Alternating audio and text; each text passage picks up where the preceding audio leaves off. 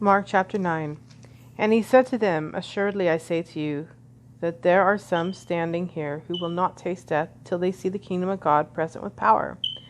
Now after 6 days Jesus took Peter, James, and John, and led them up on a high mountain, apart by themselves. And he was transfigured before them. His clothes became shining, exceedingly white, like snow, such as no launderer on earth can whiten them. And Elijah appeared to them with Moses, and they were talking with Jesus. Then Peter answered and said to Jesus, Rabbi, it is good for us to be here, and let us make 3 tabernacles, one for you, one for Moses, and one for Elijah. Because he did not know what to say, for they were greatly afraid. And a cloud came and overshadowed them, and a voice came out of the cloud, saying, This is my beloved Son, hear him. Suddenly, when they had looked around, they saw no one any more, but only Jesus with themselves. Now, as they came down from the mountain, he commanded them that they should tell no one the things that they had seen, till the Son of Man had risen from the dead. So they kept this word to themselves, questioning what the rising from the dead meant.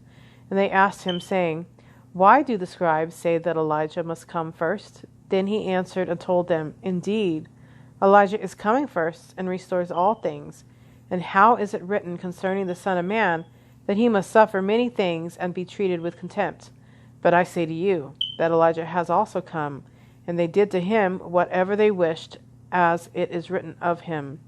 And when he came to the disciples, he saw a great multitude around them, and scribes disputing with them. Immediately, when they saw him, all the people were greatly amazed, and running to him, greeted him. And he asked the scribes, What are you discussing with them? Then one of the crowd answered and said, Teacher, I brought you my son, who has a mute spirit. And wherever it seizes him, it throws him down. He foams at the mouth, gnashes his teeth, and becomes rigid.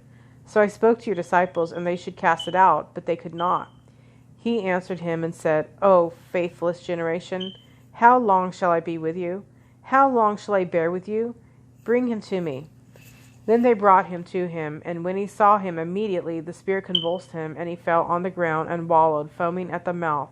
So he asked his father, How long has this been happening to him? And he said, From childhood.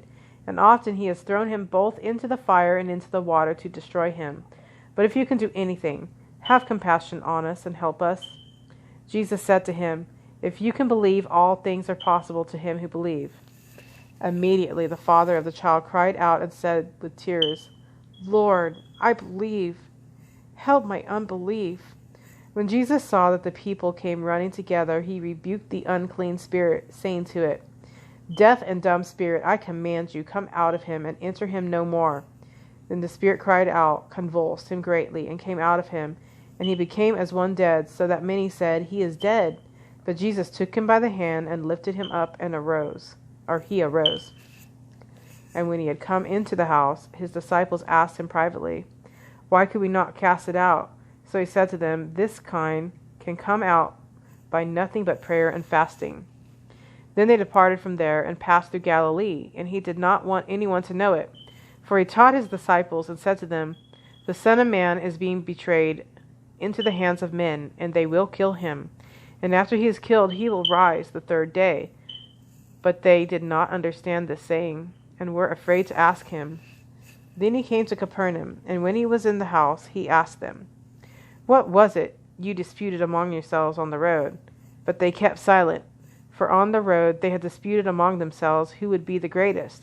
And he sat down, called the 12, and said to them, If anyone desires to be first, he shall be last of all, and servant of all.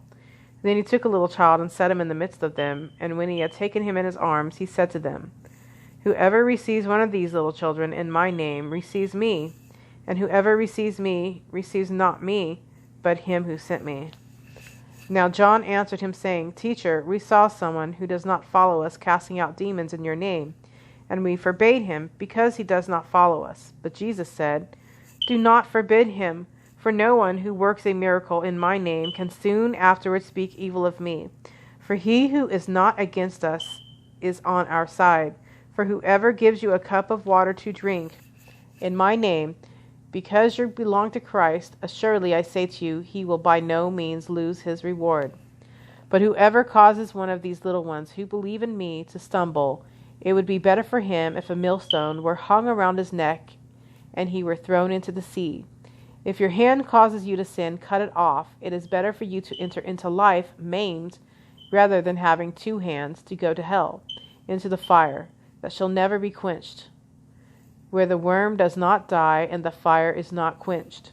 And if your foot causes you to sin, cut it off.